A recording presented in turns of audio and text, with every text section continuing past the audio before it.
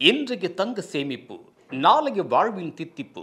வாருங்கள் சேமியுங்கள். G Rajam Chetty and sons jewellers. Chennai மாநகராட்சியில் 5 மற்றும் 6 ஆகிய இரு மண்டலங்களைச் சார்ந்த தூய்மை பணியாளர்கள் கடந்த ஆகஸ்ட் 1ஆம் தேதி முதல் பணி நிரந்தரம் கோரி போராட்டத்தை தொடங்கினார்கள். தனியாருக்கு ஒப்படைக்கக்கூடாது என்றும் கோரிக்கை எழுப்பினார்கள். இந்த தகவல் கிடைத்ததும் விடுதலை சிறுத்தைகள் கட்சியின் சார்பில் சட்டமன்ற உறுப்பினர் சிந்தனை செல்வன் அவர்களை நேரிலே சந்தித்து அவர்களின் குறைகள் அனைத்தையும் கேட்டறிந்ததோடு முதல்வருடைய கவனத்திற்கு இதை எடுத்துச் செல்வோம் என்று உறுதியளித்தார். அடுத்து 5ஆம் தேதி நள்ளிரவில் நான் அவர்களை போராடும் அந்த களத்திற்கே சென்று சந்தித்தேன். ஏறத்தாழ 3/4 மணி நேரம் அவர்களோடு இருந்தேன். அவர்களின் பிரச்சனைகளை கேட்டோம். தனியார்மயமாவதை நிறுத்த வேண்டும், மீண்டும் NULM என்கிற அந்த திட்டத்தின் கீழே எங்களை பணியாற்ற அனுமதிக்க வேண்டும் என்கிற இந்த கோரிக்கைகளோடு பணி நிரந்தரம் செய்ய வேண்டும் என்றும் கூறினார்கள். அடுத்த நாள் இடதுசாரி இயக்கங்களின் தலைவர்களோடு முதல்வரை சந்திக்கிற ஒரு சூழல் அமைந்தது. ஆணவ கொலைகள் தடுப்புச் சட்டம் குறித்து கோரிக்கை மனு வழங்குவதற்காக அவரை சந்தித்தோம். அப்போது நான் இந்த பிரச்சனையை முதல்வரின் கவனத்திற்கு எடுத்துச் சென்றேன். அப்போது அவரோடு நகர்ப்புறத்துறை அமைச்சர் மாண்புமிகு KN நேரு அவர்களும் இருந்தார். நாங்கள் பேச்சுவார்த்தை நடத்தி கொண்டிருக்கிறோம், சுமூகமாக முடித்து விடுவோம், இந்த கோரிக்கையை நாங்கள் பரிசீலிப்போம் என்று கூறியிருந்தார். ஆக இந்த பேச்சுவார்த்தையில் நல்ல முடிவு ஏற்படும் என்ற எதிர்பார்ப்பு இருந்தது. இந்த போராட்டத்தை முன்னெடுத்த உழைப்போர் உரிமை இயக்கம், அதனுடைய தலைவர் தோழர் பாரதி, அவருடைய தந்தை தோழர் குமாரசாமி ஆகியோருடன் நான் தொலைபேசியிலே ஏற்கனவே பேசியிருந்தேன். அவர்கள் சொன்னபடி முதல்வரிடத்திலே நான் எடுத்துரைத்தேன். அந்த 2 மண்டலங்களிலும் மொத்தம் 1953 பேர் தூய்மை பணியாளர்களாக பணியாற்றுகிறார்கள். 4500 பேரை வெளியிலிருந்து எடுக்க முயற்சிக்கிறார்கள். இந்த 1953 பேரையும் அப்படியே பணியில் அனுமதித்துவிட்டு எஞ்சிய தூய்மை பணியாளர்களை வேண்டுமானால் அவர்கள் விரும்புகிற தனியார் நிறுவனத்தின் மூலம் நியமனம் செய்து கொள்ளட்டும் என்று கூறியிருந்தார்கள். இதனை நான் முதல்வரின் கவனத்திற்கு எடுத்துச் சென்றதோடு மட்டுமில்லாமல் அடுத்த நாள் நான் பெரம்பலூரிலே சின்னம்மாவின் உடல்நலத்தை விசாரிப்பதற்காக அவர் மருத்துவமனையிலே கவலைக்கிடமாக அனுமதிக்கப்பட்டிருக்கிற சூழலில் இருந்த என்னை சந்திப்பதற்காக, என்னுடைய தாயாரை சந்திப்பதற்காக மாண்புமிகு அமைச்சர் அவர்கள் இங்கே KN நேரு அவர்கள் வந்தார். அப்போதும் இந்த கோரிக்கையை நான் அவரிடத்தில் நினைவூட்டினேன். நீங்கள் அந்த 1953 பேரையும் அப்படியே NULM என்கிற ஸ்கீம் அடிப்படையிலே பணியில் எடுத்துக்கொண்டு பணி செய்ய அனுமதித்து தேவைப்பட்டால் கூடுதலான தூய்மை பணியாளர்களை அவுட் சோர்சிங் மூலமாக நீங்கள் எடுத்துக்கொள்ள வேண்டும் என்ற கோரிக்கையை வலியுறுத்தினேன். இது பாலிசி சம்பந்தமான ஒரு பிரச்சனை. தமிழ்நாடு முழுக்க லட்சக்கணக்கான தூய்மை பணியாளர்கள் பணியாற்றுகிறார்கள். ஆகவே பணி நிரந்தரம் செய்வது என்பது கடினமான ஒரு செயல். மற்றபடி அவர்களுக்கு என்ன தேவையோ அந்த கோரிக்கைகளை எல்லாம் நாங்கள் நிறைவேற்ற தயாராக இருக்கிறோம் என்று அமைச்சர் அவர்கள் என்னிடத்திலே விளக்கம் சொன்னார். தொடர்ந்து அமைச்சர்கள் நேரு அவர்களோடும் திரு சேகர்பாபு அவர்களோடும் நான் பெரம்பலூரிலே இருந்தாலும் தொலைபேசியில் தொடர்பு கொண்டு இந்த பிரச்சனைக்கு சுமூகமான தீர்வு காண வேண்டும், அவர்களின் கோரிக்கையை நீங்கள் பரிசீலிக்க வேண்டும், தனியார் மயப்படுத்துவதை நிறுத்த வேண்டும் என்று நான் வலியுறுத்தினேன். நேற்று நள்ளிரவு 11 மணி வரையிலும் கூட அவரோடு பேசினேன். பேச்சுவார்த்தைக்கு நாங்கள் தயாராக இருக்கிறோம், பணி நிரந்தரம் தவிர வேறு என்ன கோரிக்கை வைத்தாலும் அதை செய்ய முடியும், ஆனால் அவர்கள் பேச்சுவார்த்தைக்கே தயாராக இல்லை. பணி நிரந்தரம் என்ற ஒற்றை கோரிக்கையை மட்டுமே அவர்கள் முன்னிறுத்துகிறார்கள். காவல்துறை நேற்று நள்ளிரவு வேளையில் அங்கே குழுமியிருந்த தூய்மை பணியாளர்களையும் அவர்களுக்கு ஆதரவாக களத்தில் நின்ற பல்வேறு அமைப்புகளை சார்ந்தவர்களையும் கைது செய்திருக்கிறார்கள். இது வேதனைக்குரிய ஒன்று.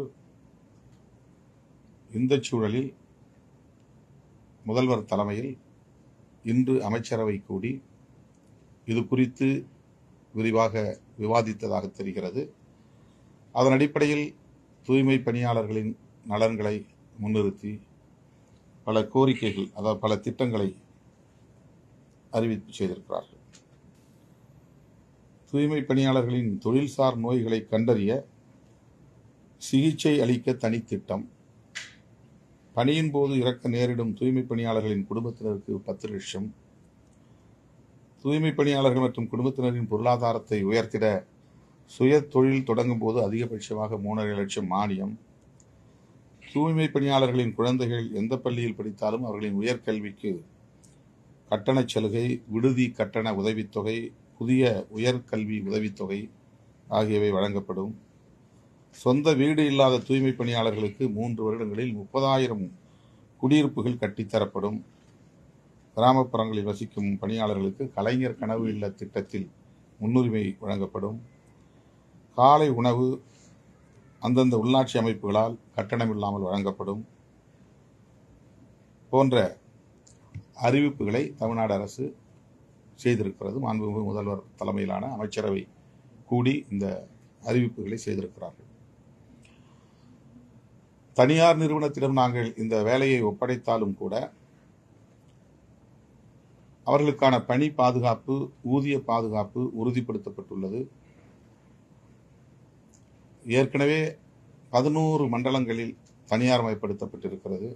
15 மண்டலங்களில் 11 மண்டலங்களில் மொத்தம் 15 மண்டலங்கள், அதிலே 11 மண்டலங்களில் அதிமுக ஆட்சியின் போதே தனியார் மயப்படுத்தப்பட்டு விட்டது. எஞ்சியுள்ள 4 மண்டலங்களில் 2 மண்டலங்களில் இப்போது அதை நாங்கள் அறிமுகப்படுத்தும் நிலையில்தான் இந்த கடுமையான எதிர்ப்பு தூய்மை பணியாளர்களிடமிருந்து வந்திருக்கிறது.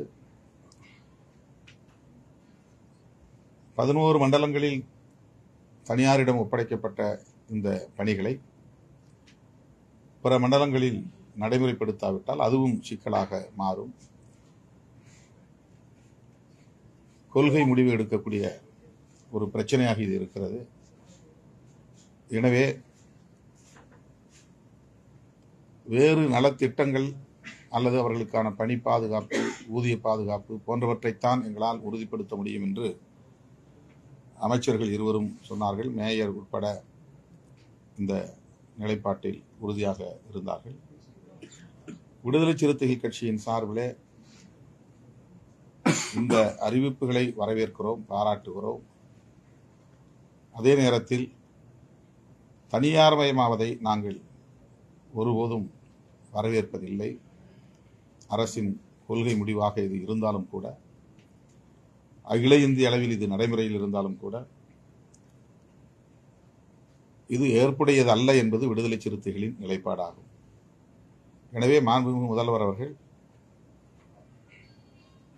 தனியார் மயப்படுத்துவது என்கிற முயற்சியை மறுபரிசீலனை செய்ய வேண்டும்.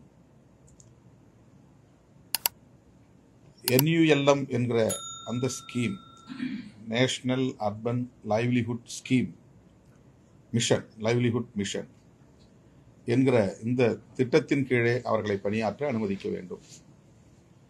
இந்த நிலைப்பாட்டை மறுபரிசீலனை செய்ய வேண்டும் என்று கேட்டுக்கொள்கிறோம்.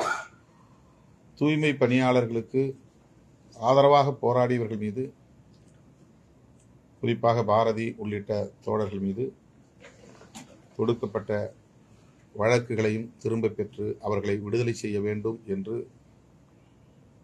விடுதலை சிறுத்தைகள் கட்சியின் சார்பில் வேண்டுகோள் விடுக்கிறோம்.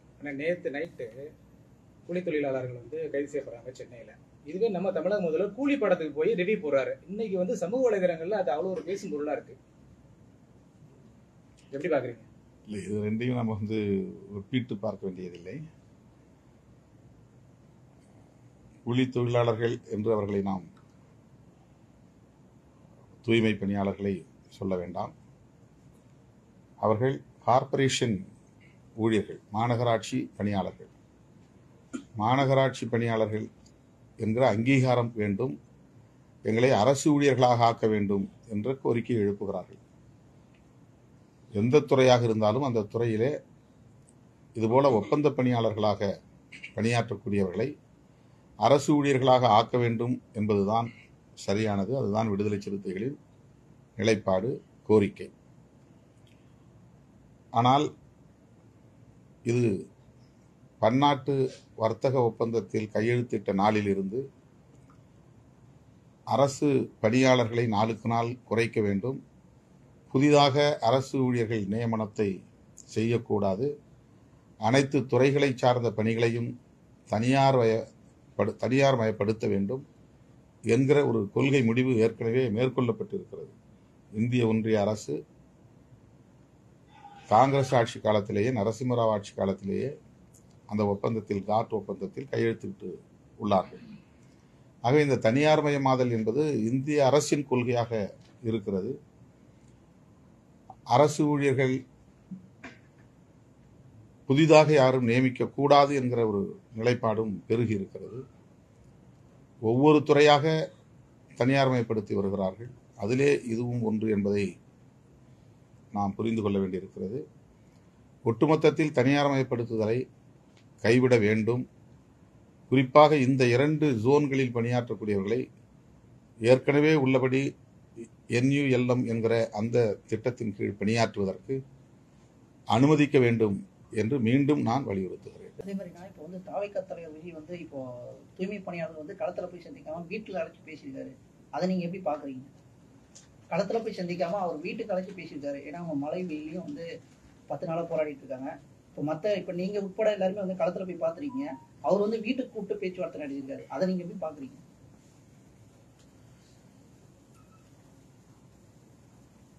அவருக்கு என்ன பிரச்சனையோ நமக்கு தெரியாது. ஒரு வெளியே வந்தால் கூட்டம், ரசிகர்கள் பெருந்திரளாக கூடுவார்கள், அதுவே சட்டம் ஒழுங்கு பிரச்சனையாக மாறும் என்று கூட கருதி இருக்கலாம். ஆனால் நாடாளுமன்ற ஜனநாயகம் என்கிற போது நாம் தான் மக்களை தேடி செல்ல வேண்டும், போராடுகிறவர்களை தேடி செல்ல வேண்டும் என்பதை அவர் இன்னும் கொஞ்சம் காலத்திற்கு பிறகு கற்றுக்கொள்வார். அதற்கான நிர்பந்தத்தை காலம் தரும், மக்களும் தருவார்கள். தேர்தல் அறிக்கையில தூய்மை பணியாளர்களை பணி நிரந்தரம் செய்யப்படும் என்று திமுக தலைவர் தேர்தல் அறிக்கையில தூய்மை பணியாளர்களுக்கு பணி நிரந்தரம் செய்யப்படும் அறிவிச்சிருந்தார் எதிர்கட்சியா இருக்கப்ப. இன்று அந்த தனியார் மையம் வேலை செய்யும் ஒப்பந்த நிறுவனம் வேலை செய்யுங்க அப்படிங்கிறாங்க. அந்த அவங்க வச்சிருந்தாங்க, அந்த பேனர் வச்சிருந்தாங்க, நான் பார்த்தேன். அப்போ பணி நீக்கம் செய்ததை பணி நீக்கம் செய்ய வேண்டாம், மறுபடியும் அவங்கள வேலையை எடுத்துக்கணும், நாங்கள் வந்தால் எடுப்போம் அப்படின்னு தான் அதில் சொல்லியிருந்தாரு. அந்த கடிதத்தை நான் படித்தேன். தேர்தல் அறிக்கையில் என்ன சொல்லியிருந்தாரு எனக்கு தெரியல. இது முதல்வர், அன்றைய முதல்வர் எடப்பாடி பழனிசாமி அவர்களுக்கு எதிர்க்கட்சி தலைவர் என்கிற முறையில் அவர் எழுதியது. அப்போ நேரடியாக பணி நீக்கம் 12,000 பேரை நீக்கம் செய்யக்கூடிய நடவடிக்கை எடுக்கப்பட்டதாக தெரிகிறது. அதை எதிர்த்து அவர்களை மீண்டும் வேலைக்கு எடுக்க வேண்டும் அப்படிங்கிற ஒரு கோரிக்கை மனுவை தான் அந்த மனுவை நான் பார்த்தேன். ஆனால் தேர்தல் அறிக்கையில வாக்குறுதி கொடுத்துருக்கிறாரான்னு எனக்கு தெரியல. அப்படி யாரும் என்கிட்ட அதை காட்டல. தேர்தல் அறிக்கையில் சொல்லியிருந்தாலும் சொல்லாவிட்டாலும் அவர்களை பணி நிரந்தரம் செய்ய வேண்டுங்கிற கருத்து தான் எங்களுடைய கருத்து. யாரையுமே ஒப்பந்த பணியாளர்களாக வச்சிருக்க கூடாது. மற்ற துறைகளில் பணியாற்றக்கூடியவர்கள் எப்படி இப்போ அரசு ஊழியர்களாக இருக்கிறாங்களோ அந்த மாதிரி இவங்க அதை விட கடினமான பணியை செய்கிறாங்க. ரொம்ப நோய் தொற்றுக்கு ஆளாகக்கூடிய ஒரு பணியை செய்கிற போது அவங்கள அரசு ஊழியர்களாக்கி அவங்களுக்குரிய பாதுகாப்பை உறுதிப்படுத்துறது தான் ஒரு அரசாங்கத்தினுடைய மிக முக்கியமான கடமையாக இருக்க வேண்டும். அவங்கள அவுட் சோர்சிங்கில் கொடுத்து யாரோ பிரைவேட் பார்த்துக்குங்க அப்படின்னு சொல்கிறது ஏற்புடையதில்லை. இன்றைய தங்க சேமிப்பு நாளைய வாழ்வின் தித்திப்பு. வாருங்கள் சேமியுங்கள். G Rajam Chetty and sons jewellers. மின்னம்பலம்.com தமிழின் முதல் மொபைல் பத்திரிகை.